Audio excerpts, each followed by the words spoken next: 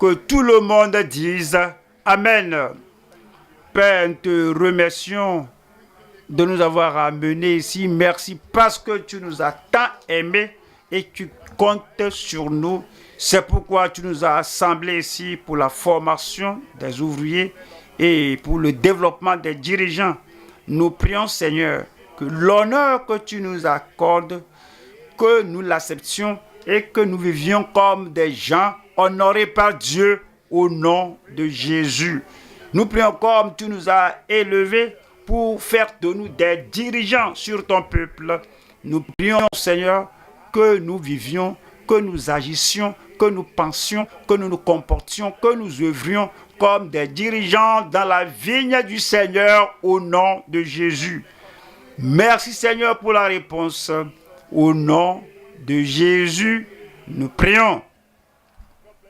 Dieu vous bénisse.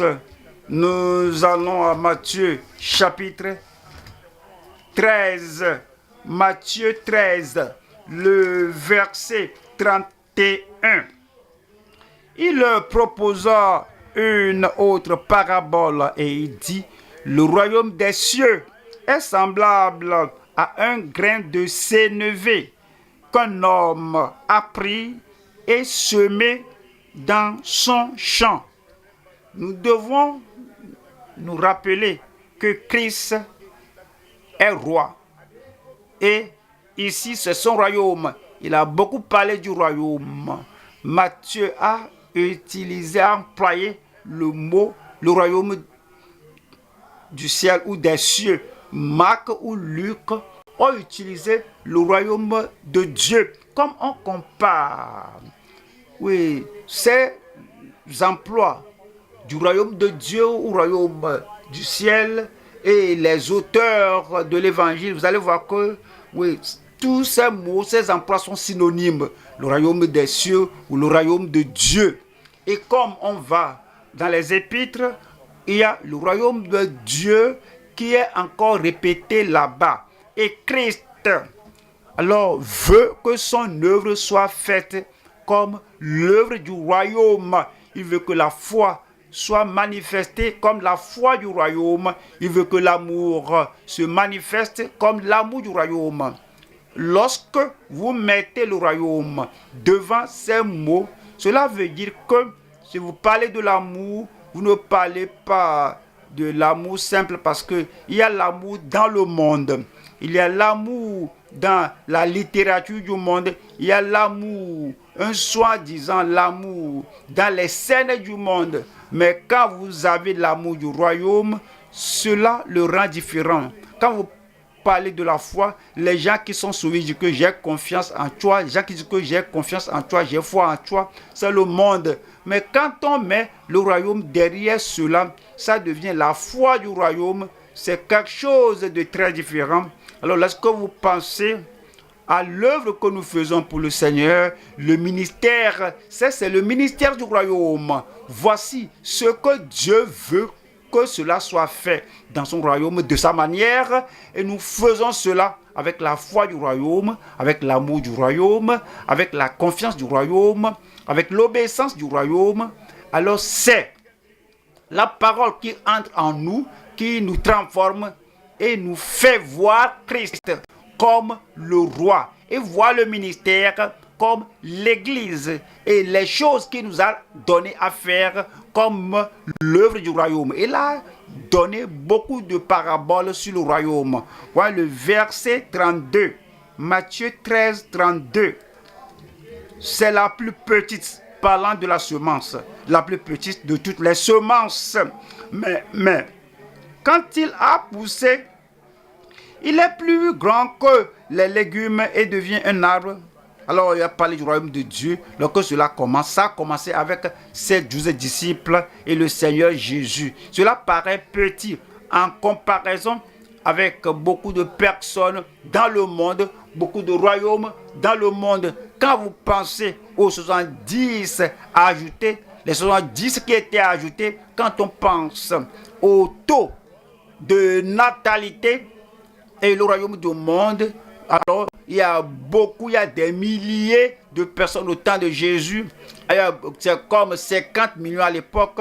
Et la natalité, le taux de naissance, alors on donnait 70 personnes chaque mois. Et 70 étaient ajoutés. Et plus de 500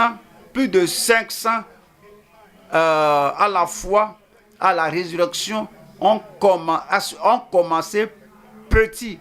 Alors vous voyez, le royaume se joue, le royaume de Christ, le royaume de la grâce, le royaume de la paix. Donc vous voyez, le royaume se joue, le royaume s'accroît à aller à des milliards de personnes. Au fait, la parabole de Jésus est prophétique dans le sens que quand il a commencé, c'était la plus petite de toutes les semences. Maintenant, cela a cru afin de devenir maintenant un arbre, de sorte que les oiseaux du ciel viennent habiter dans ses branches. Verset 33. Il leur dit cette autre parabole. Le royaume des cieux est semblable à du levain qu'une femme a pris et mis dans 3 mesures de farine jusqu'à ce que la pâte soit toute levée. Le verset 34 dit, Jésus dit à la foule toutes ces choses en parabole. Jésus dit à la foule toutes ces choses en parabole. Cela veut dire que c'était comme une réunion en plein air. Alors les prédicateurs du monde ont si limité ce qu'ils disaient en public. Les parties de la Bible qu'ils lisent en public sont si petites que ils sont habituels à lire Jean 3,16 que Dieu a tant aimé le monde qu'il a donné son Fils unique. C'est la croisade. Oui, ils ne vont pas aller à Matthieu 13, ils ne vont pas aller à Luc 8, ils ne vont pas aller à toutes ces parties profondes de la parole parce qu'ils disent que nous parlons au monde. Mais Jésus parlait à la foule. Cependant, il ne cachait rien d'eux. Alors nous devons apprendre de Christ et enseigner la parole, prêcher la parole du royaume, sans faire aucun cas de notre présence dans le temple ou dehors là-bas avec la multitude. Et c'est dit que il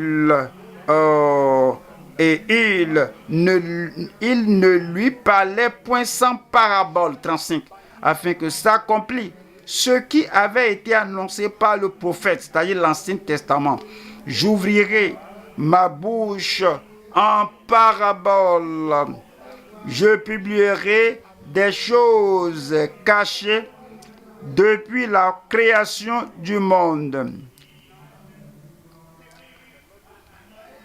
En entendant le Seigneur Jésus enseigner des choses cachées depuis le fondement du monde.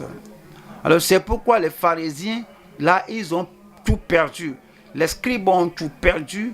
Les sadducéens ont tout perdu. Vous savez pourquoi? Parce qu'ils croyaient à l'Ancien Testament. Et Jésus est venu révéler les choses qui étaient cachées dès le fondement du monde. Parce qu'il ne leur répétait pas simplement l'Ancien Testament. Il ne leur répétait pas simplement ce qu'ils connaissaient, ce qu'ils avaient appris dans l'Ancien Testament.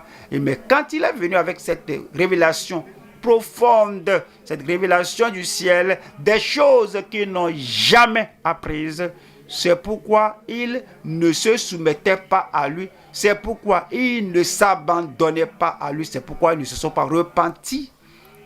Et on peut avoir la même attitude ce jour en se mettant à part parce qu'on connaissait certaines choses depuis que nous sommes arrivés au royaume. on connaissait la repentance, mais il y a quelque chose plus que la repentance dans la Bible. Nous connaissons le salut.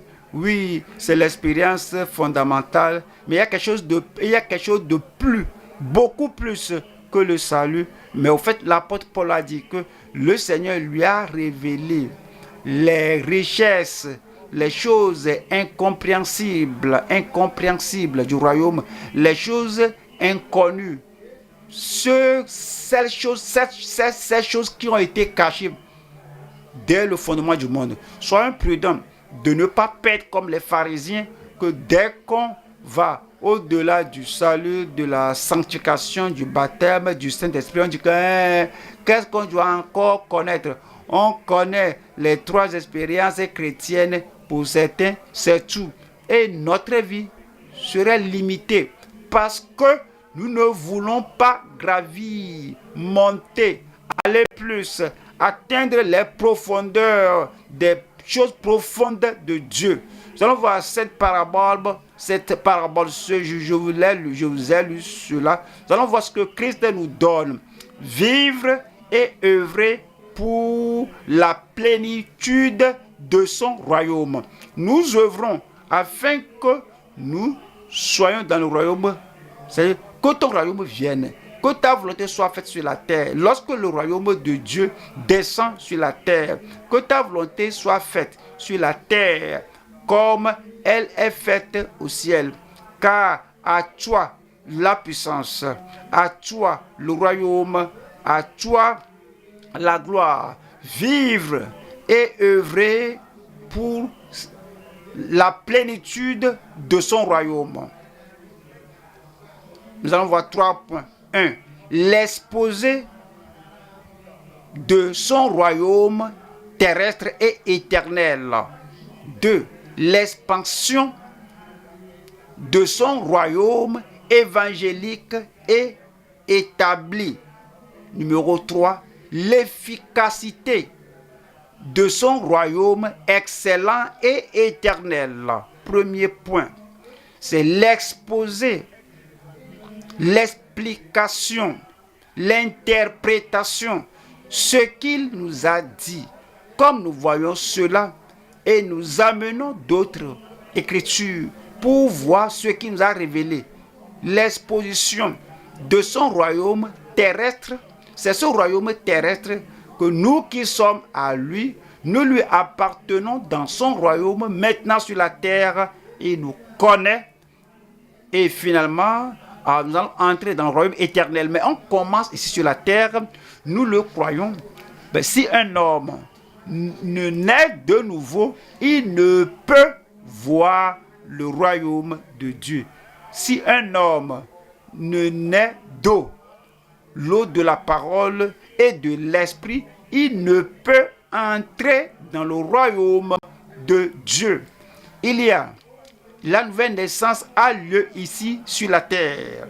Et la nouvelle naissance, c'est à la nouvelle naissance qu'on entre dans le royaume de Dieu, dans le royaume de Christ, le royaume de la grâce et le royaume de la justice et de la piété. Et puis nous vivons par cette expérience de la nouvelle naissance jusqu'à ce que nous entrions dans le royaume éternel, l'exposé de son royaume terrestre et éternel. Voyons Luc chapitre 4.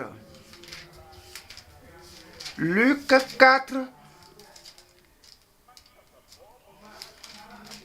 Marc 4.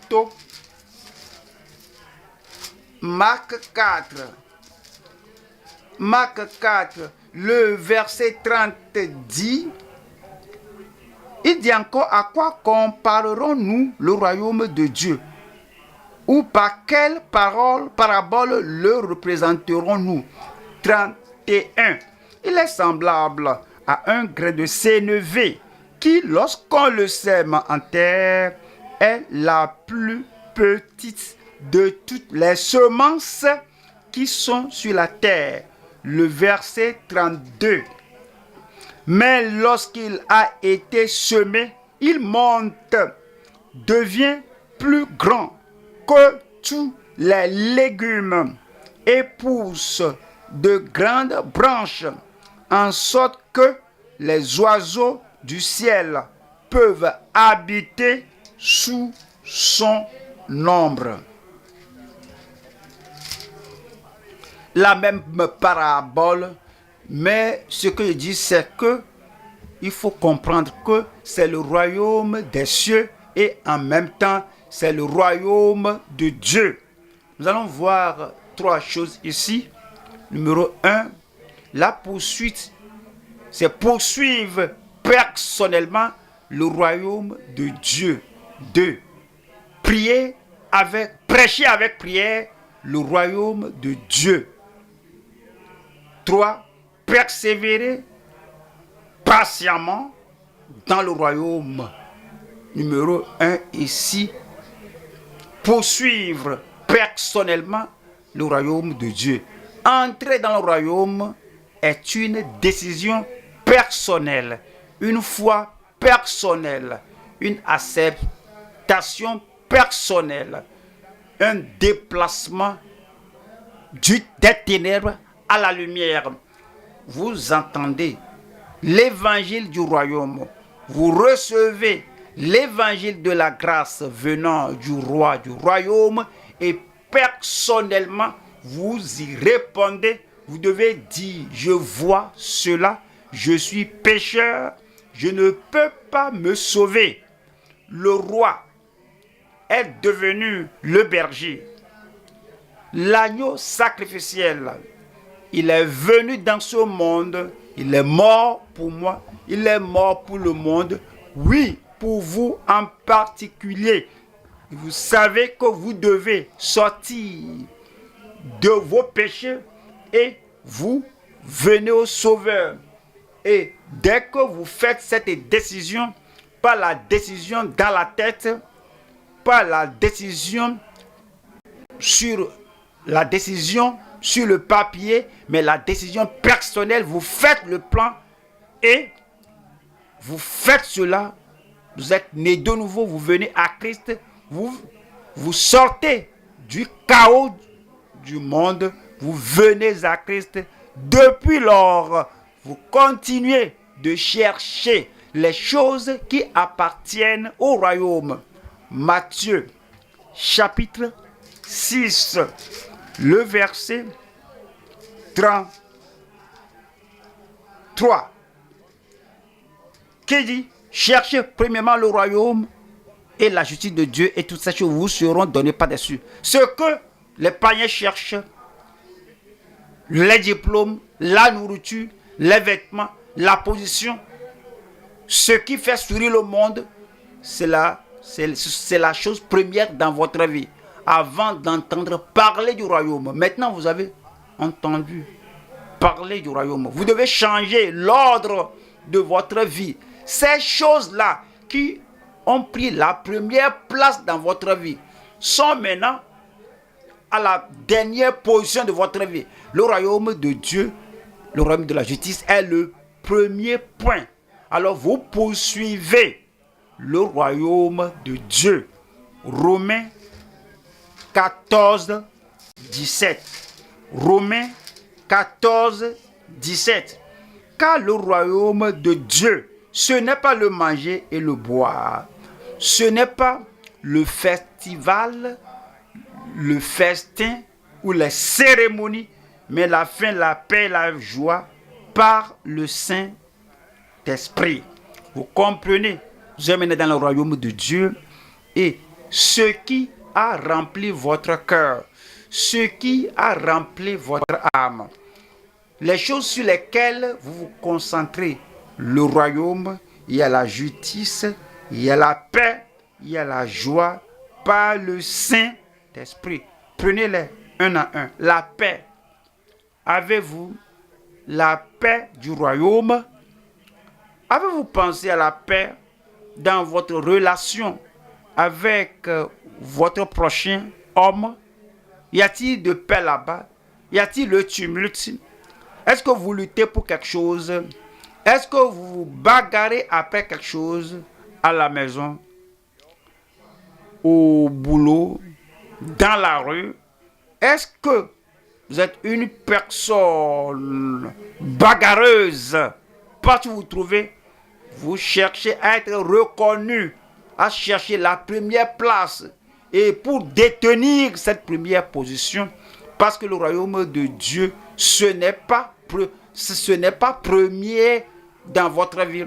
Le roi du royaume ne détient pas la première place de votre vie. Ce que vous cherchez, alors, a pris la première place. Et cela intervertit la paix en vous, la joie. Quand les gens vous flattent là, cela vous réjouit. Quand la joie se sacrifie pour vous donner ce qui leur appartient, alors, mais ils sacrifient cela pour vous l'offrir. Cela vous offre la joie.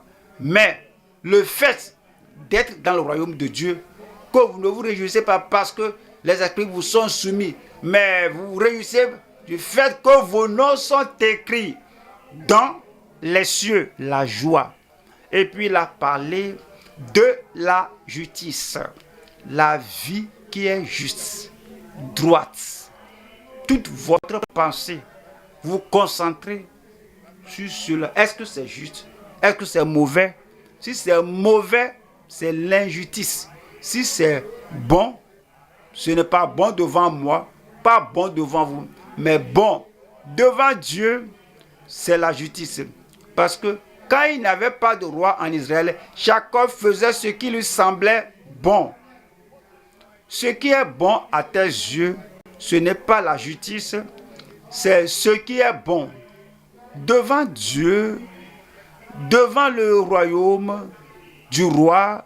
Nous allons aux Hébreux. Hébreux, chapitre 12, le verset 18. Alors, nous recevons le royaume qui ne peut être ébranlé. Tous les royaumes.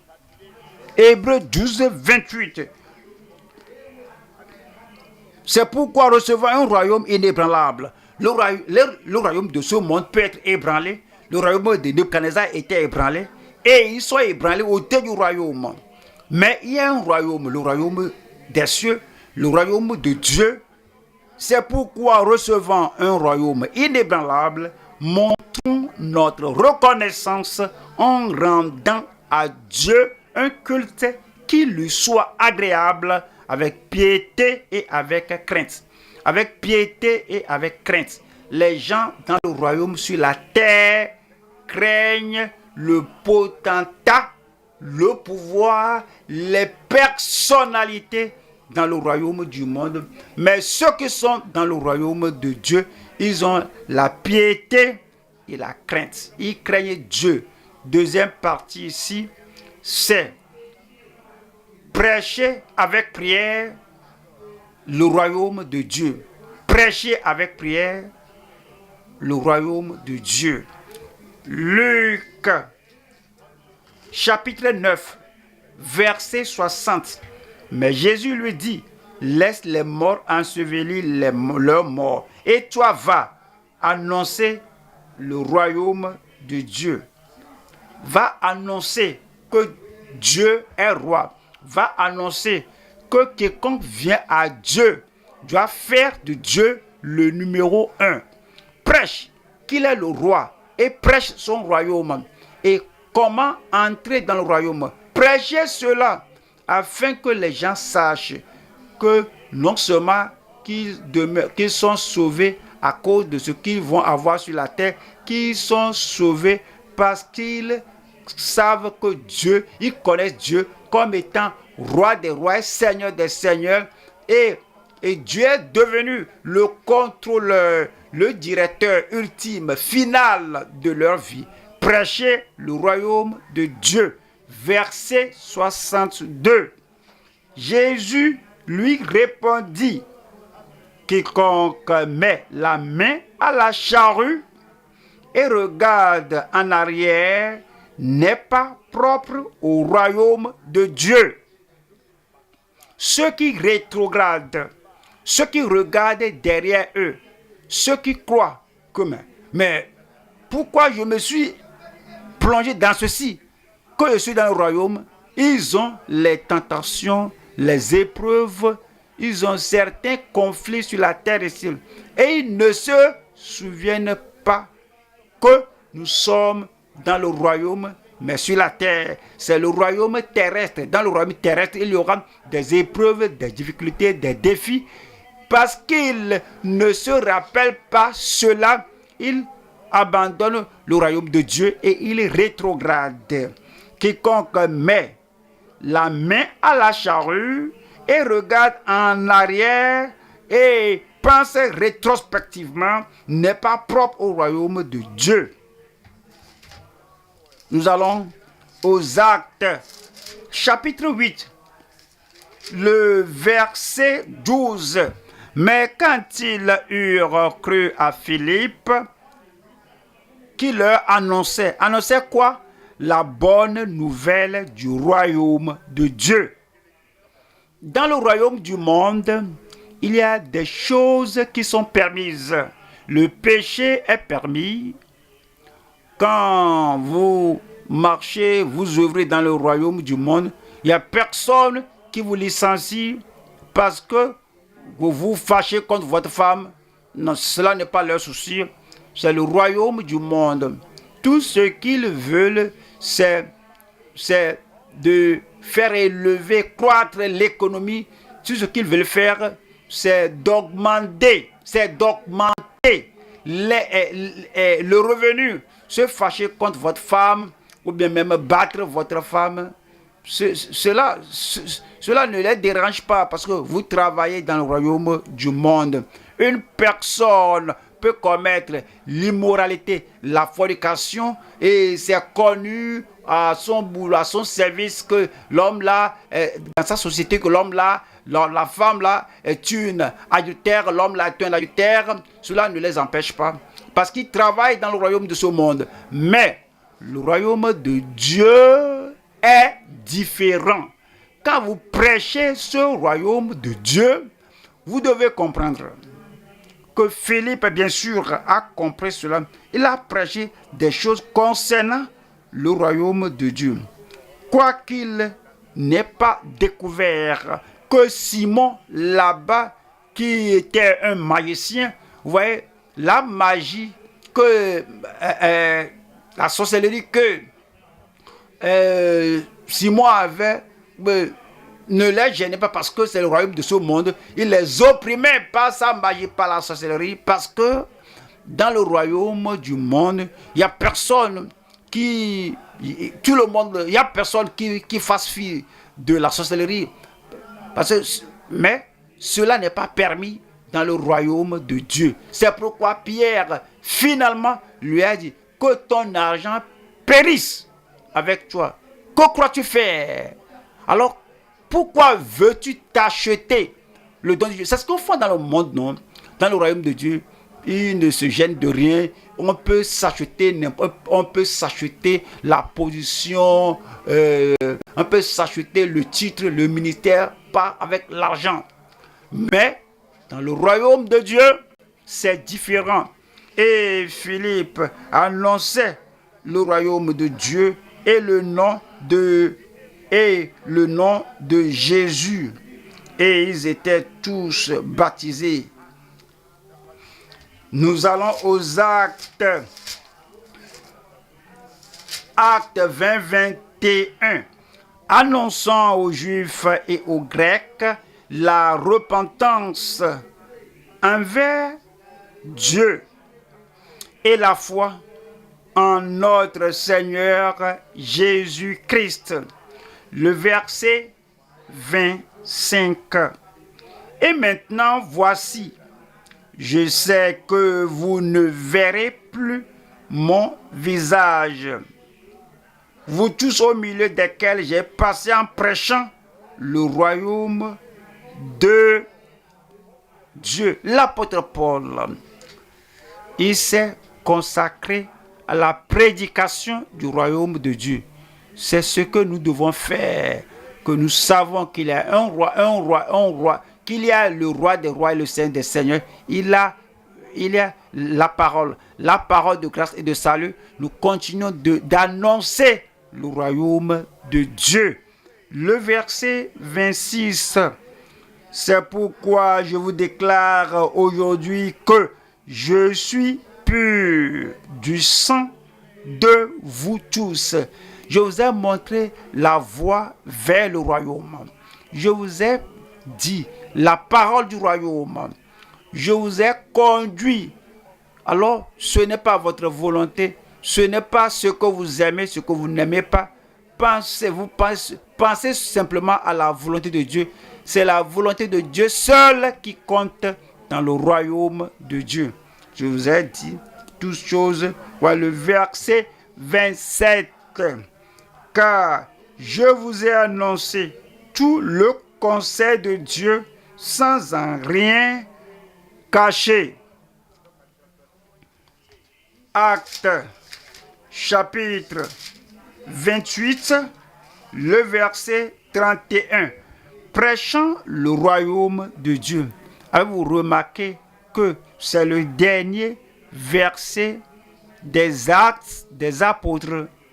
Lorsque vous lisez le premier chapitre, et Christ est apparu à ses disciples, et il enseignait pendant ces 40 jours, il leur a apparu avec des preuves ineffables.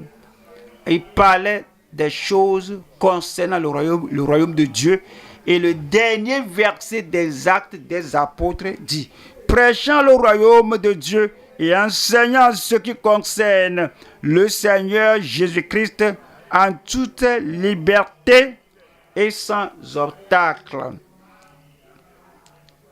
Numéro 3 ici, c'est persévérer patiemment dans le royaume de Dieu. Comme on voit ceci, on vient dans le royaume et on ne tient rien, on ne tient pas sa présence dans le royaume avec les mains légères.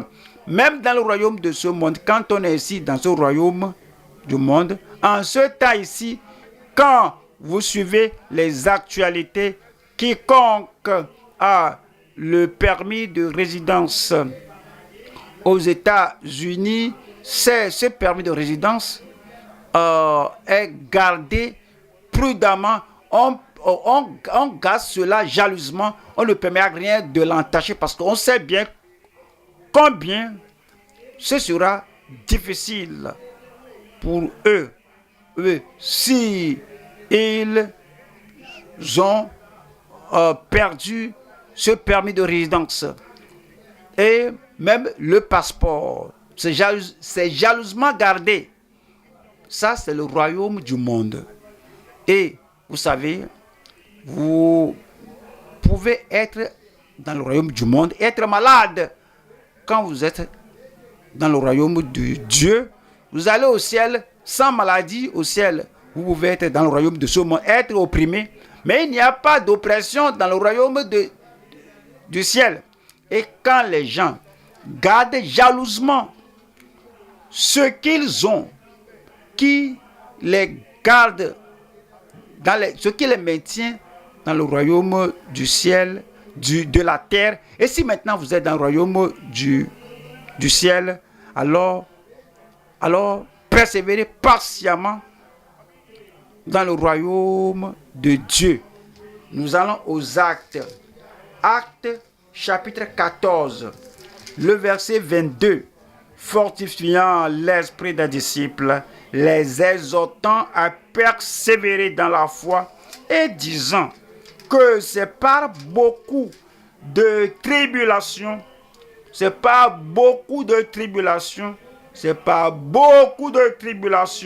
qu'il nous faut entrer dans le royaume de Dieu.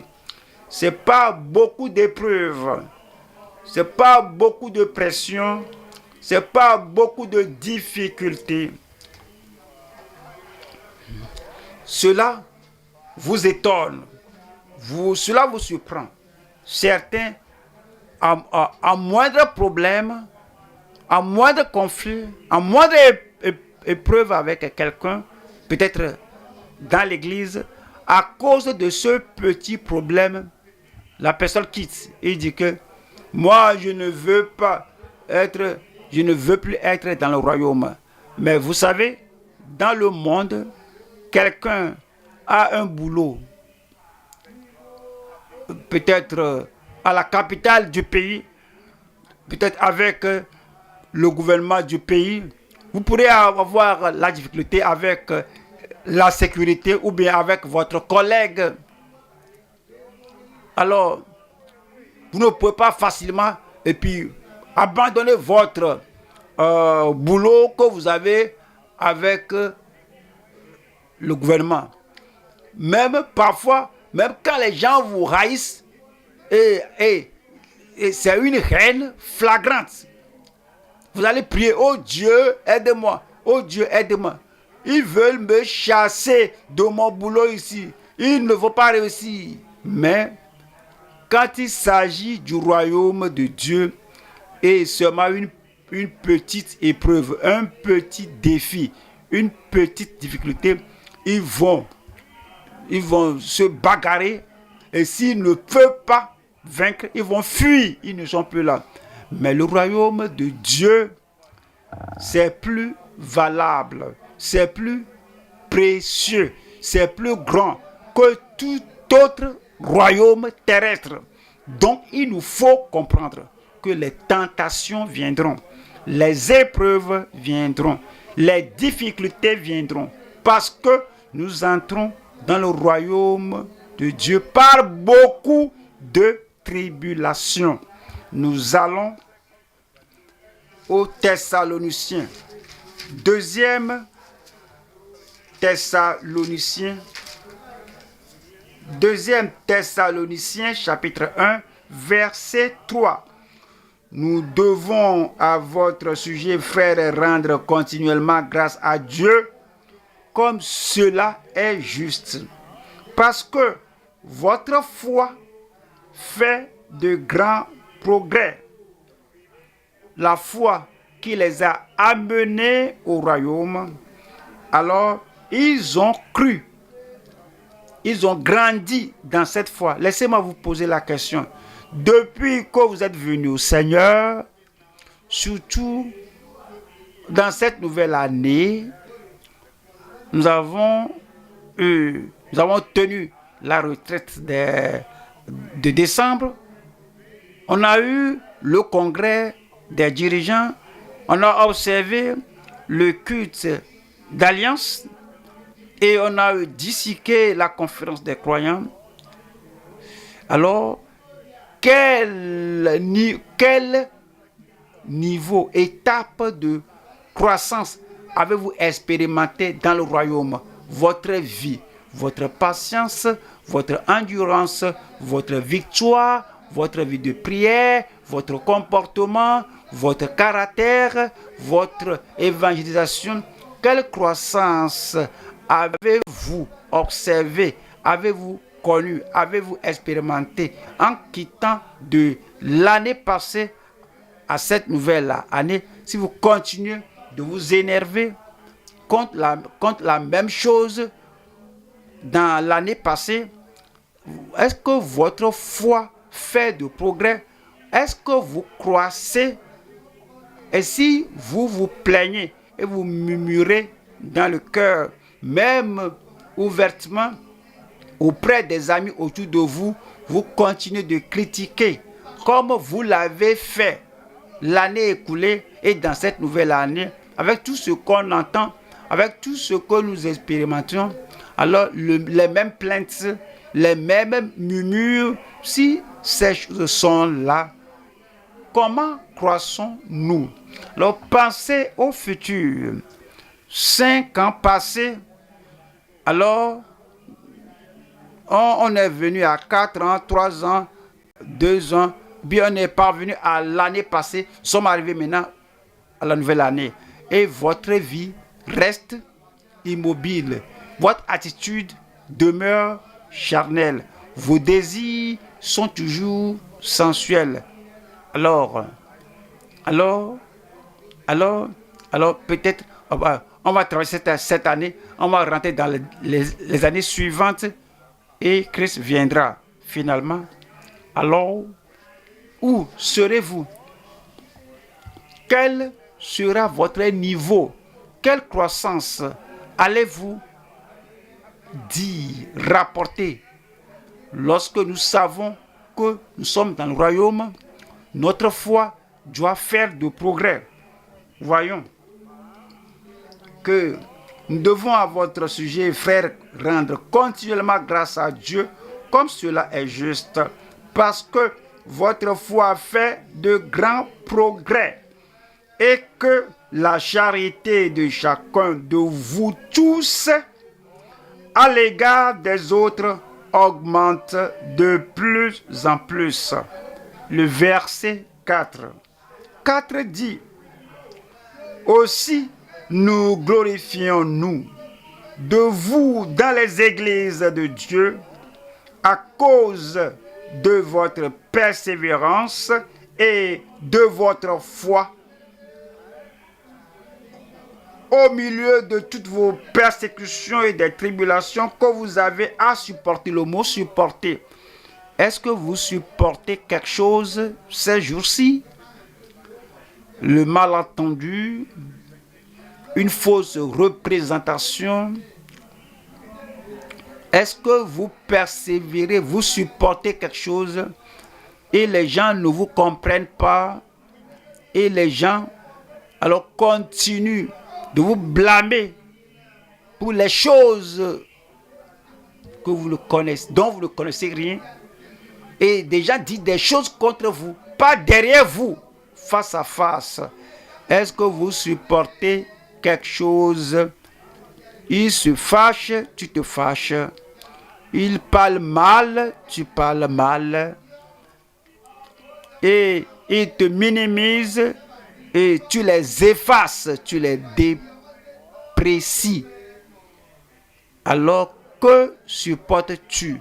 Est-ce que vous comprenez que vous êtes dans le royaume? Parce que vous êtes dans le royaume, il y aura des tribulations, des tentations, des épreuves à supporter.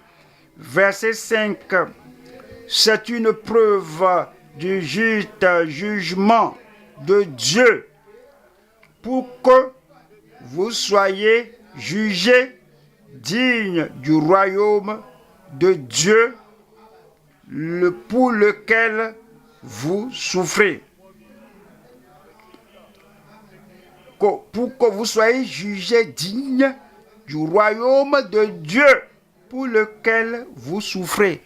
Certains qui professent être chrétiens n'ont pas le Nouveau Testament dans leur vie, dans leur comportement, dans leur caractère. Ils ont la religion, les activités, mais ils n'ont pas la justice ni l'onction qui les fait avoir ce que Christ a, la vie de Christ, vivre et œuvrer pour le royaume de Dieu sur la terre jusqu'à ce que nous soyons là au ciel. Deuxième point, l'expansion de son royaume évangélique et établi. Nous allons à Matthieu chapitre 13, le verset 31. Il leur proposa une autre parabole et il dit: le royaume des cieux est semblable à un grain de sénévé qu'un homme a pris et semé dans son champ. Le verset 32. C'est la plus petite de toutes les semences. Mais quand il a poussé, il est plus grand que les légumes et devient un arbre, de sorte que les oiseaux du ciel viennent habiter dans ses branches. Nous allons voir ici 3 subdivisions. Première partie, la petite semence au commencement du royaume. Deuxième partie, les serviteurs et les croyants sanctifiés dans le royaume.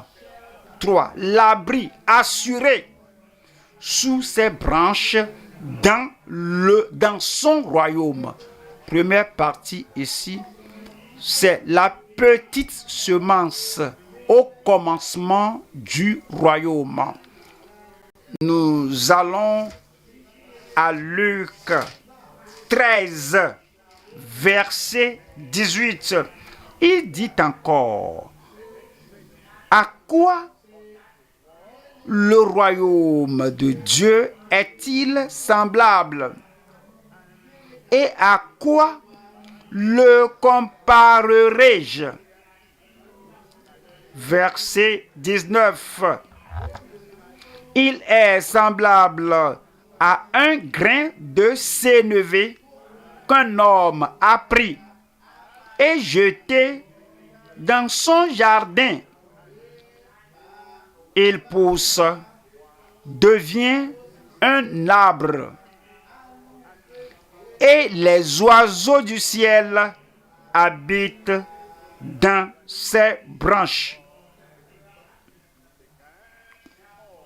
Cela a commencé petit. Lorsqu'on est de nouveau, cette première expérience nous fait avoir seulement une petite parole que un prédicateur a prêché, une illustration, et par le petit verset, la petite semence du prédicateur, on l'a eu, on était né de nouveau, notre vie a changé, on ne connaissait pas des doctrines, on ne connaissait pas d'autres passages, on ne connaissait pas les épîtres, on ne connaissait pas les autres histoires et les illustrations, mais simplement la petite semence là. Qu'est-ce que la semence? La parole de Dieu. Mais cela nous a amenés dans le royaume. Et après, si on suit le Seigneur comme cela se doit, on croit. On continue de croître. Maintenant, on connaît l'Ancien et le Nouveau Testament. Nous connaissons les livres historiques et les livres prophétiques. Nous connaissons maintenant les évangiles, nous connaissons maintenant l'histoire de l'Église, nous connaissons les épîtres, même nous connaissons l'Apocalypse. Nous continuons de croître. Non seulement ça, nous avons commencé comme étant un converti. Maintenant, nous avons un autre converti à qui on a prêché et il est venu. Alors, une petite étude biblique, on croit. Maintenant, Église, on croit. On va on devient une région, on devient un autre État, on devient pays. C'est ce dont Jésus parlait. C'est la petite semence de la parole de Dieu, un petit noyau de la parole de Dieu. Maintenant, cela se propage. Non seulement ça, que cela se propage numériquement, mais spirituellement aussi. Nous connaissons maintenant la sanctification sans laquelle personne ne verra le Seigneur. Maintenant, nous connaissons la pureté du cœur. Maintenant, nous connaissons l'enlèvement du cœur de pierre, de la dépravation de l'homme, de la nature adamique. Maintenant, nous savons qu'il y a un cœur nouveau, un cœur sanctifié à cause de la croissance spirituelle. Maintenant, nous connaissons la grâce venant du Sauveur et les dons de l'Esprit et le fruit de l'Esprit, les dons de l'Esprit. Si nous croissons, c'est ainsi que la chose doit être. C'est le petit commencement dans le royaume.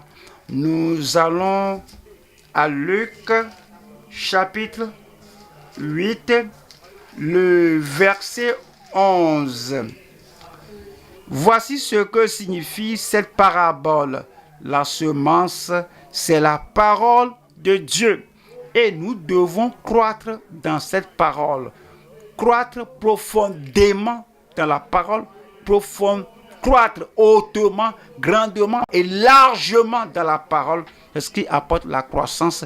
Mais si on est dans le même verset, dans le même passage, ce que nous avons lu 2 ans passé, c'est ce qu'on lit maintenant. Tout ce qu'on peut trouver là-bas, c'est ce que nous connaissions 2 ans passés. Il n'y a pas de croissance là-bas.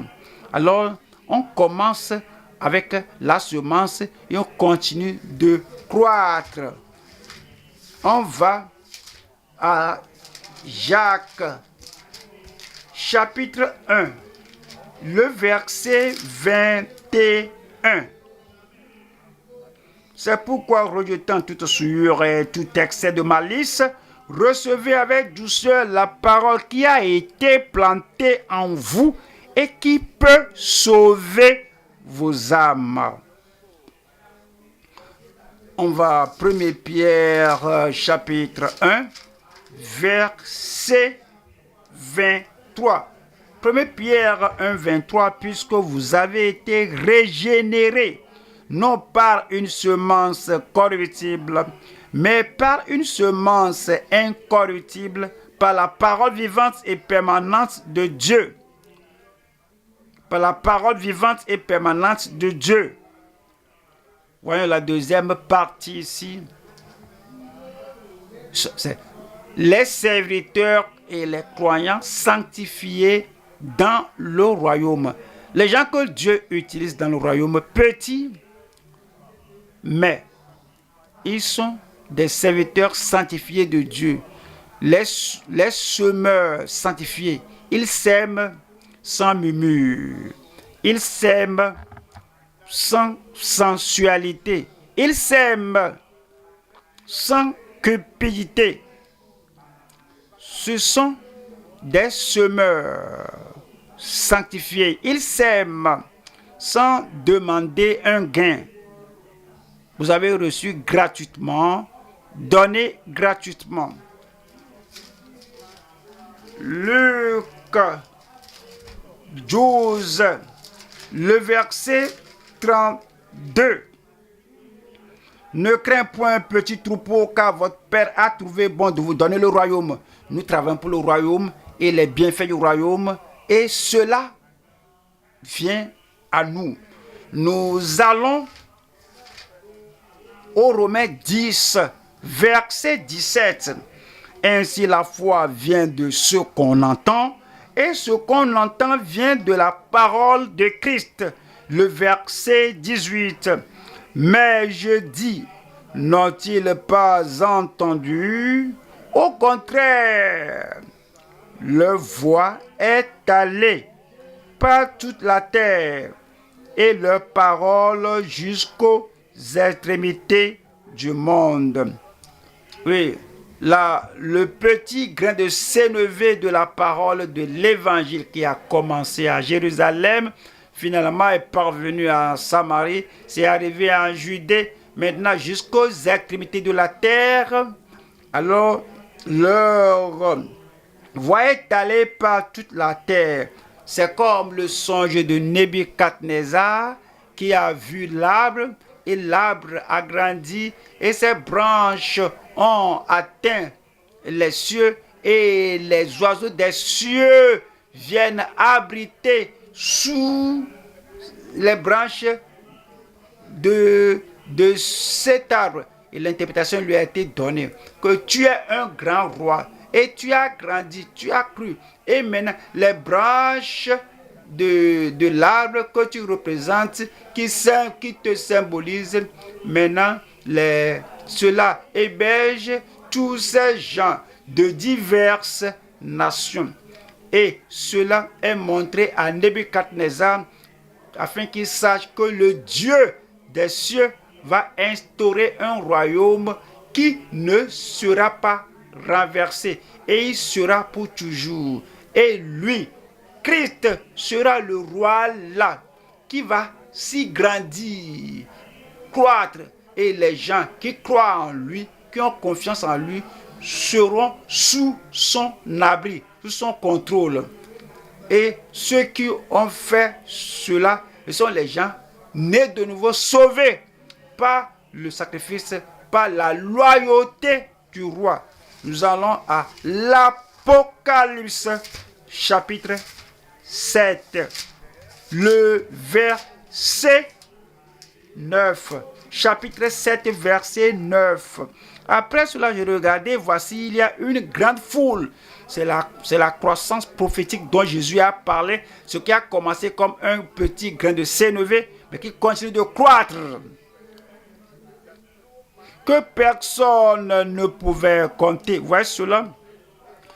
De toute nation, cela a commencé dans une nation, maintenant de toute nation, de toute tribu, de tout peuple et de toute langue. Ils se tenaient devant le trône et devant l'agneau, revêtus de robes blanches et des palmes dans leurs mains. Verset 10. Et ils criaient d'une voix forte en disant: le salut est à notre Dieu qui est assis sur le trône et à l'agneau. Le verset 11. Et tous les anges se tenaient autour du trône, et des vieillards et des 4 êtres vivants. Et ils se prosternèrent sur leurs faces devant le trône et ils adoraient Dieu. Verset 12, en disant: Amen. La louange, la gloire, la sagesse, l'action de grâce, l'honneur, la puissance et la force soient à notre Dieu au siècle des siècles. Amen. Verset 13. Et l'un des vieillards prit la parole et me dit: ceux qui sont revêtus de robes blanches, qui sont-ils? Les robes blanches, c'est la justice des saints. Et d'où sont-ils venus? 14. Je lui dis: mon Seigneur, tu le sais. Et il me dit: ce sont, regardez ceci, ce sont ceux qui viennent de la grande tribulation. Pas la grande tribulation, la grande détresse, les grandes épreuves. Nous devons entrer dans le royaume de Dieu par beaucoup de tribulations et des nombres incomptables. Si des gens incomptables de par le monde entier, dans beaucoup de générations, s'ils étaient en mesure de persévérer jusqu'à la fin, et maintenant, ils sont devant le trône, après avoir tant souffert, après avoir souffert de grandes tribulations, et n'ont pas lâché. Si vous avez une petite épreuve là-bas, si vous avez un petit défi là-bas, et puis vous lâchez, vous cédez, votre force est plus moindre, est plus petite que la force de ces multitudes qui ne peuvent être comptées. Quand on pense à l'épreuve, aux tribulations, parlez-moi. Que traversez-vous à comparer aux gens qui traversent des choses insupportables, indescriptibles, des tribulations?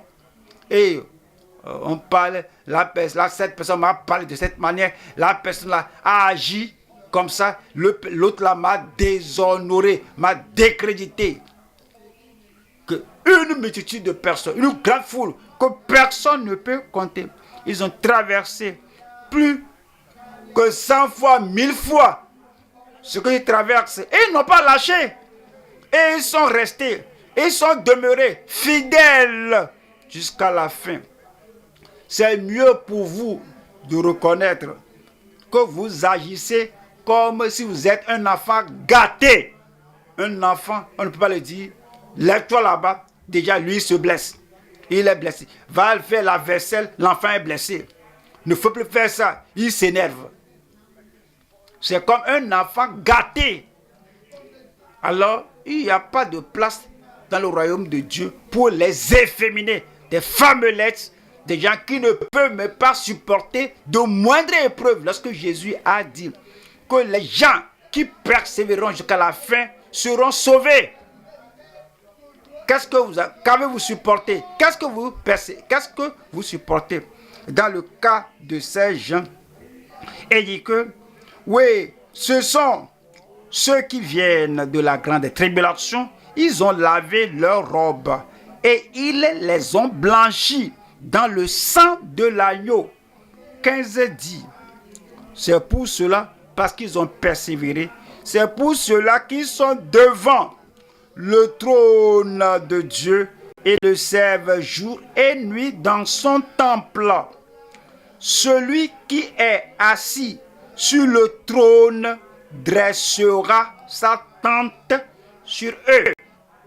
Verset 16. Ils n'auront plus faim. Amen. Ils n'auront plus soif. Amen. Et le soleil ne les frappera point. Amen. Ni aucune chaleur. Amen. 17. Car l'agneau qui est au milieu du trône les paîtra et les conduira aux sources des eaux de la vie. Et Dieu essuiera toute larme de leurs yeux. Amen. Vous savez, nous disons amen à cela, c'est grand. Mais nous devons persévérer.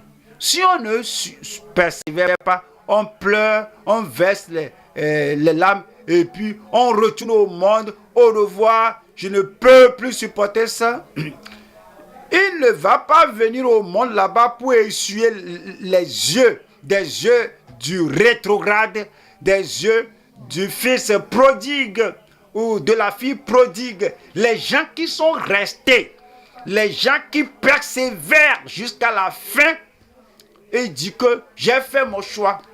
Christ est mon roi. Advienne que pourra, quel que soit ce que je traverse, je fais de Christ mon Seigneur. Je peux pleurer, je peux verser des larmes, mais cela ne donne pas l'occasion de sortir. Si vous continuez dans la sainteté, dans la justice, tous les jours de votre vie jusqu'à la fin, c'est en ce temps-là que vous ferez partie de ces vainqueurs et il essuiera vos larmes au nom de Jésus. Numéro 3 ici. Numéro 3 ici. L'abri assuré sous ses branches dans son royaume. Nous allons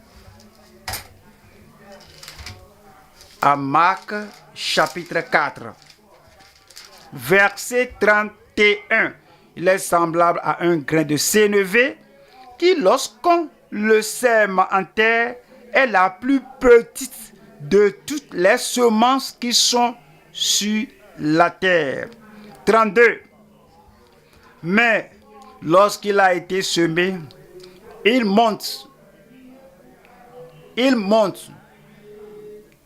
devient plus grand que tous les légumes et pousse de grandes branches, en sorte que les oiseaux du ciel peuvent habiter sous son ombre. Maintenant, il y a des commentateurs, il y a des gens qui expliquent les choses disant que les oiseaux, chaque fois, ils disent que les oiseaux sont des démons. Mais les démons ne vivent pas dans le royaume de Dieu. Mais vous vous rappelez bien que ceux qui se confient à l'Éternel renouvellent leur force.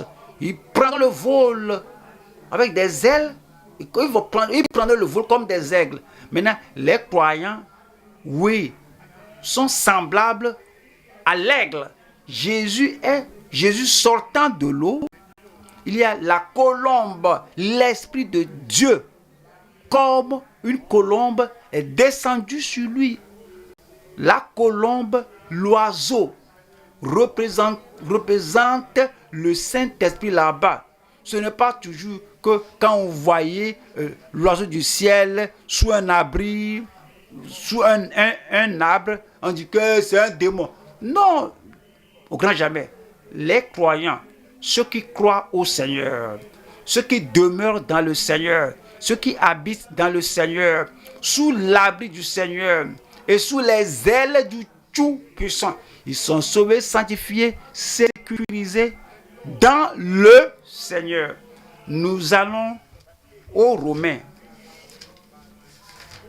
Romains 8, 37, qui dit: mais dans toutes ces choses, nous sommes plus que vainqueurs par celui qui nous a aimés. Nous, à cause de sa protection, parce que nous sommes sous son abri, parce que nous demeurons à l'ombre du Tout-Puissant, à l'ombre du Tout-Puissant, alors que nous sommes plus que vainqueurs par celui qui nous a aimés. 38, car j'ai l'assurance que ni la mort, ni la vie, ni les anges, ni les dominations, ni les choses présentes, ni les choses à venir. 39, ni les puissances, ni la hauteur, ni la profondeur, ni aucune autre créature ne pourra nous séparer de l'amour de Dieu manifesté en Jésus-Christ, notre Seigneur. Nous allons au troisième point. Troisième point, c'est l'efficacité dans son royaume excellent et éternel. Nous allons à Matthieu 13, 33. Cela parle du royaume de Dieu, le royaume des cieux. Il leur dit cette autre parabole. Le royaume des cieux est semblable à du levain qu'une femme a pris et mis dans 3 mesures de farine jusqu'à ce que la pâte soit toute levée. Encore, le levain ici, c'est employé comme une illustration du boulanger. Lorsque le boulanger fait le pain, on met du levain ou la levure. On met du levain dans la pâte. Et ce qui fait augmenter la pâte, ce n'est pas comme un petit morceau de biscuit, mais toute une pâte. C'est l'illustration que le Seigneur donne ici. Nous allons voir 3 parties ici. Numéro 1, c'est l'influence du petit levain sur l'ensemble. 2, l'impact de petite vie sur le tout. 3, l'inspiration pour la loyauté aimable avec l'entièreté. L'influence du petit levain sur l'ensemble. Un petit levain peut faire une grande influence, surtout sur tout le corps ou sur toute une assemblée, sur toute une église. L'influence d'un petit levain sur l'ensemble. On va à 1 Corinthiens chapitre 5, le verset 6.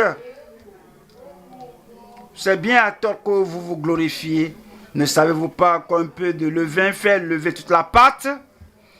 Paul écrivait à l'assemblée de Dieu, à l'église de Dieu à Corinthe. Il y avait un jeune là qui avait commis l'immoralité avec sa femme. Peut-être la première femme de l'homme là, c'est-à-dire la maman de l'homme là, était morte. et son père a pris une autre femme. Et la familiarité est devenue si intime entre la femme de l'homme, de son père et la nouvelle femme. La femme là n'est pas aussi âgée que la maman de l'autre là. Et la familiarité a conduit la femme là, et la familiarité entre la femme, la nouvelle femme et le jeune homme. Et ils ont commis l'immoralité, la fornication. L'Église a dit que ça c'est une affaire familiale. Comment cela nous concerne? Alors, il continue de parler en langue. Il continue à ce qu'il appelle les dons de l'esprit. Ce qui ne va pas les amener au ciel si l'immoralité est cachée dans l'assemblée. Et Paul était mis au courant de cela. Et Paul a dit, Corinthiens, vous vous glorifiez des dons spirituels, car c'est bien à tort que vous vous glorifiez. Ne savez-vous pas qu'un peu de levain fait lever toute la pâte? Le verset 7 dit, faites disparaître le vieux levain, afin que vous soyez une pâte nouvelle, puisque vous êtes sans levain, car Christ, notre Pâque, a été immolé. Un peu de levain parfois dans l'assemblée, dans la communion, peut corrompre toute l'assemblée. Corée, Abiram et Dathan, ces 3 gens, des 3 millions de personnes, mais si ils murmuraient, si leur murmure et leur rébellion n'étaient pas effacés, cela aurait effacé toute l'assemblée. Marie et Aaron, seulement 2 personnes, si leur bavardage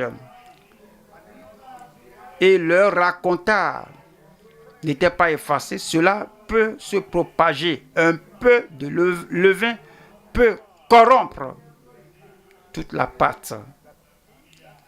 Akan, qui a fait cette chose secrète, un petit levain, et est allé à la guerre avec eux, ils étaient vaincus. 36 personnes ont été tuées. Si cela n'était pas effacé, toute la nation pourrait perdre sa victoire. Absalom, seulement une petite personne, au fait qu'il y a Absalom, seulement l'un des fils de David, un petit levain. Regardez ce qu'il était en mesure de faire. Il pourrait en permanence détrôner son père, le déloger, et l'alliance davidique sera en danger si Dieu n'était pas intervenu pour effacer Absalom. Saül, une seule personne, pourchassait David loin de Dieu. Seulement, cela pourrait détruire loin de Dieu et pourrait soumettre, donner le rôle, donner le trône à Jonathan qui n'a pas été choisi par Dieu. Judas Iscariote, si le Seigneur avec la sagesse du ciel n'a pas bâti la tour autour de lui, au fait, Judas n'a pas d'influence sur les 11 disciples. Il ne savait même pas que l'homme là était un faussaire. Il ne savait pas. Parce que Christ, dans sa sagesse terrestre, l'a si protégé que même lorsqu'il lui a parlé que ce que tu veux faire, fais-le rapidement. Il ne comprenait pas. Qui va te trahir? Est-ce moi? Lorsque Jésus a mis sa main dans le plat, et ils n'ont pas compris. Judas, sans le contrôle du ciel, le ciel qui a mis les menottes à ses pieds, c'est ce petit levain là qui aurait corrompu toute l'équipe. Démas n'a pas pu corrompre Timothée ou Tite parce que l'apôtre Paul a saisi, a tenu Timothée et Tite comme ses compagnons. Il les a tenus que Démas, quand il a quitté tout seul. Bon, généralement, lorsque les hommes dorment, quand les ministres dorment, c'est alors que ce levain va venir et on peut parler de la sainteté. Mais il n'y a personne qui accepte la sainteté. Il n'y a personne qui se comporte dans la sainteté parce qu'il y a une petite croissance là-bas, un petit levain là-bas qui démontre l'injustice à tout moment. Et alors ils sont venus à être honorés. Un petit levain. Et vous pourrez même parler de la restitution. Oui, vous parlez de cela. Mais qui fait encore la restitution? Lorsque vous voyez cette petite ville là-bas qui s'arroge le droit de ceci et de cela, il fait quelque chose dont il ne demande pas pardon. Et la personne peut continuer, on peut continuer à enseigner la restitution, la justice, la sainteté, la prudence, sans ne pas toucher la chose impure, ne pas regarder une femme pour la convoiter. On peut tout enseigner, mais il n'y a personne qui y obéisse parce qu'il y a de petits gens là-bas, des gens qui corrompent toute l'assemblée. Et notre obéissance n'est plus celle du passé. Spontanément, l'obéissance à la parole de Dieu. Les fausses doctrines aussi est un levain. Jésus a dit en Matthieu 16, le verset 6, Jésus leur dit, gardez-vous avec soin du levain des pharisiens et des Sadducéens. La vie profonde, je crois que nous courons le risque du levain maintenant. Maintenant, nous voulons une reconnaissance, une renommée internationale. Et les gens viennent. Vous comprenez? Nous sommes pour toute la Bible. La vie profonde. L'église biblique de la vie chrétienne profonde. Pas la vie superficielle, une partie de la Bible, mais toute la Bible. Pour la parole entière. Si nous avons les gens qui viennent, c'est bon. Quand ils parlent, ils partagent ce qu'ils ont, nous partageons ce que nous avons et nous apprenons. Et quand ils viennent avec du levain de tradition, s'ils viennent avec le levain des choses étrangères du ministère, et c'est quelques ministères, quand le ministre là prêche, on se tait. C'est comme la tradition, c'est comme le levain, c'est comme la fausse doctrine. Mais pour garder la communion, on se tait. C'est ce que Jésus dit, que le levain peut affecter. Dès que cela affecte le dirigeant, cela affecte toute l'Église. Et si un Paul vient, et il vient sur le pupitre, et il a enseigné ligne sur ligne, et il est très fort et éloquent, et quelqu'un vient vers Paul et dit, mais tu sais non, nous avons invité tous ces gens-là, tu es si fort, ce n'est pas seulement la vie profonde, la conférence de la vie profonde, alors ceci n'est plus seulement la vie profonde, le congrès de la vie profonde, nous sommes tous ensemble. Si tu viens si fort comme ça, tu vas croire que c'est comme si tu n'acceptes pas les gens là. Et puis quand vraiment on est désolé, dès qu'on dit qu'on est désolé pour avoir parlé de la sanctification, on s'excuse pour avoir parlé d'avoir annoncé des saines doctrines, d'avoir ôter le levain qui se présente. Dès que vous dites que je suis désolé, ce levain s'est accaparé de vous, a pris le contrôle total de l'assemblée totale et l'église entière sera renversée. Et Jésus a dit que gardez-vous avec soin du levain des pharisiens et des Sadducéens. 12 dit, alors ils comprirent que ce n'était pas du levain du pain qu'il avait dit de se garder, mais de l'enseignement des pharisiens et des Sadducéens.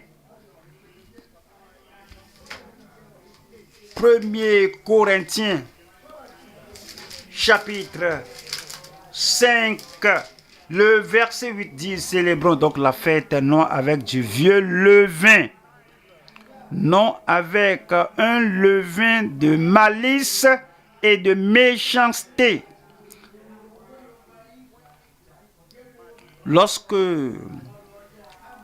la malice rentre, on sait, la colère vient, on le sait, et les combats psychologiques viennent, on le sait, et on disait, ah, c'est un homme coléreux, tu ne peux pas être dans le ministère en tant qu'un homme coléreux, et tu utilises l'évangile, tu utilises le pupitre, tu utilises l'instrument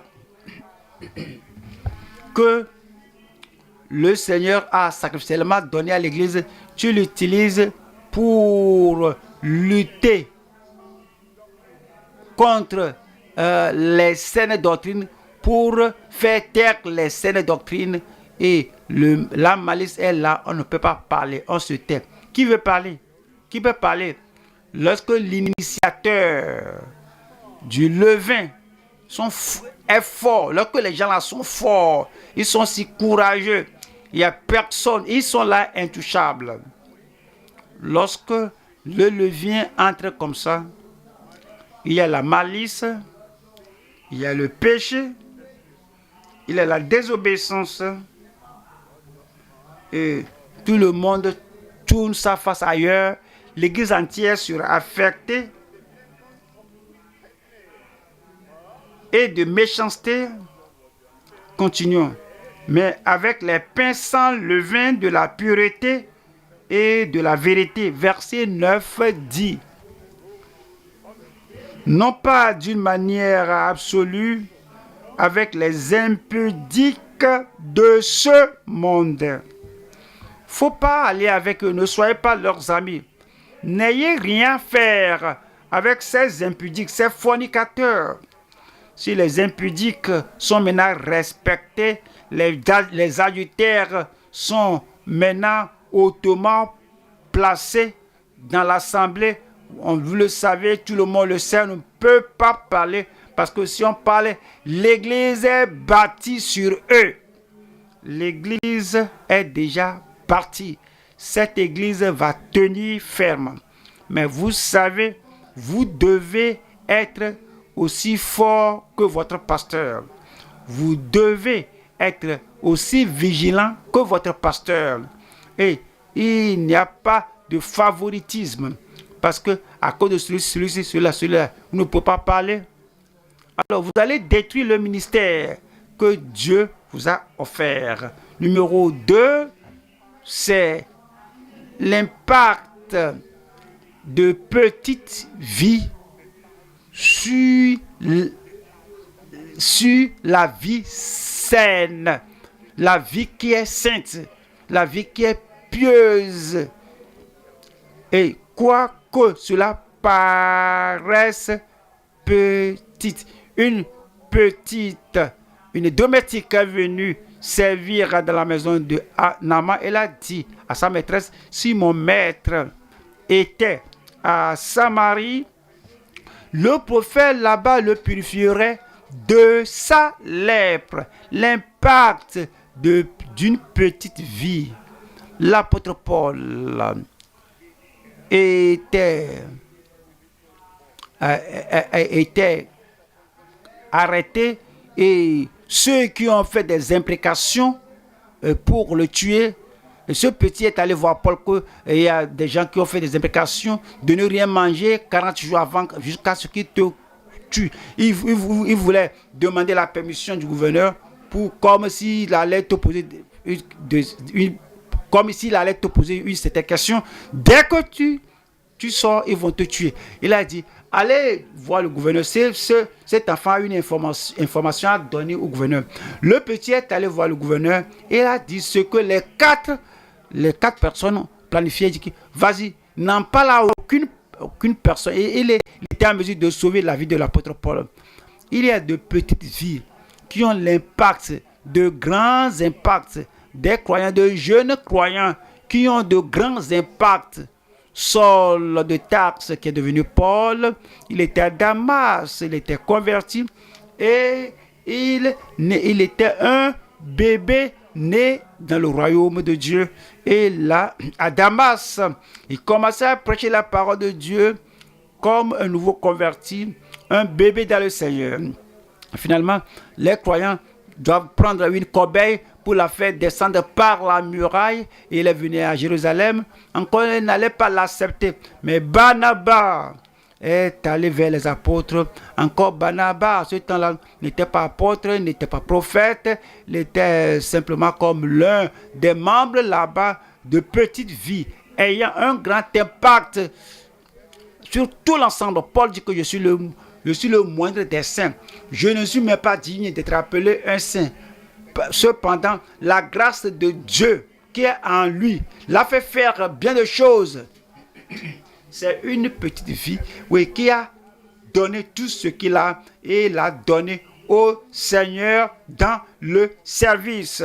Nous allons à 1er Jean, chapitre 4, verset 4. Vous petits enfants, vous êtes de Dieu. Petits enfants, petits convertis, petits frères, petites sœurs, une personne avec une petite foi là-bas et un petit converti là-bas, plus jeune que nous qui sommes ici. Vous petits enfants, vous êtes de Dieu et vous les avez vaincus. Si on a de telles personnes dans le royaume, même quoi qu'ils soient petits, mais ils sont dans le royaume, ils croissent, ils croissent dans la sainteté, ils croissent dans la justice, ils croient dans la pureté, ils croient dans la conviction. Si nous avons ces petits qui sont devenus grands dans le royaume de Dieu, cela fortifie l'Église parce que, c'est dit, parce que celui qui est en vous est plus grand que celui qui est dans le monde. Je prie que le Seigneur le fasse pour chacun de nous au nom de Jésus. Troisième partie ici, nous allons voir ici l'inspiration pour une loyauté aimable avec tout notre cœur. De tout notre cœur. Tout ce qu'on fait dans le royaume de Dieu, on le fait de tout notre cœur. Alors, on fait tout ce qu'on fait dans le royaume, on le fait de tout notre cœur. Lorsque cela est fait de tout notre cœur, nous l'aimons, nous le chérissons, nous l'apprécions, nous œuvrons pour lui. Matthieu, au chapitre Matthieu 20, Matthieu chapitre 22, verset 37. Jésus lui répondit, tu aimeras le Seigneur ton Dieu de tout ton cœur. Maintenant, les 120 disciples, les 12 apôtres, avec Matthias choisi, lorsqu'ils ont reçu le Saint-Esprit, ils aimaient seulement le Seigneur de tout leur cœur, de tout leur esprit, de toute leur force. Nous sommes plus que 120 ici. Si tout le monde est ici, de tout notre cœur, de tout ce que nous avons, avec tous nos défis, avec tous nos défis, on ne fait aucun cas de la flatterie, de l'honneur des hommes. Nous voulons seulement aimer le Seigneur de tout notre cœur, de toute notre vie, de toute notre force. Nous allons bouleverser notre pays. Toute l'assemblée des croyants dans ce pays, si nous aimons le Seigneur de tout notre cœur, de toute notre âme, de toute notre force, notre nation ne va pas demeurer telle qu'elle est. Si tous les croyants qui se connectent avec nous ici, avec les dirigeants partout dans ce continent d'Afrique, si tous les gens en dehors d'Afrique, si on vient de tout notre cœur, tel que Dieu l'espère, et comme Christ l'espère, quel impact aurons-nous? Quelle influence aurons-nous? Alors Jésus lui dit que tu aimeras le Seigneur ton Dieu de tout ton cœur.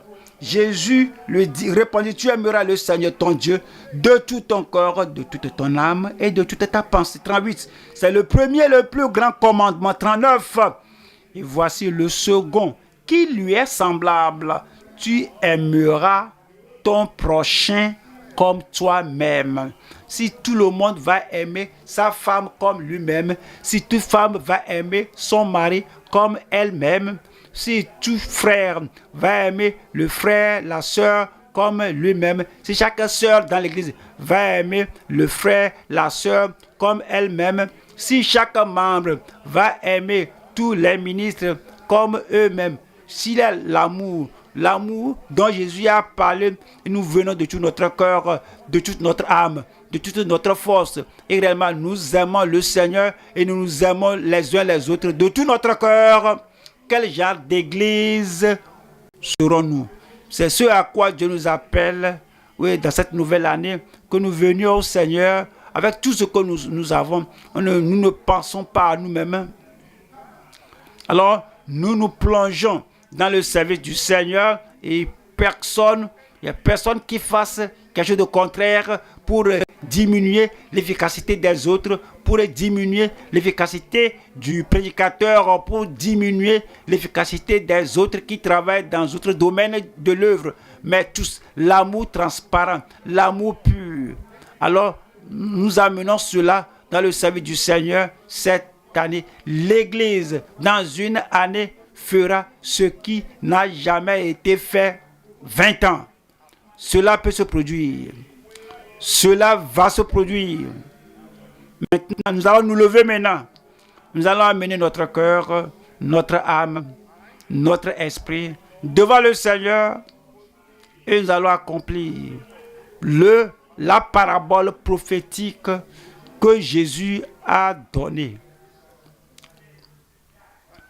Tenons debout maintenant et parlons au Seigneur dans la prière.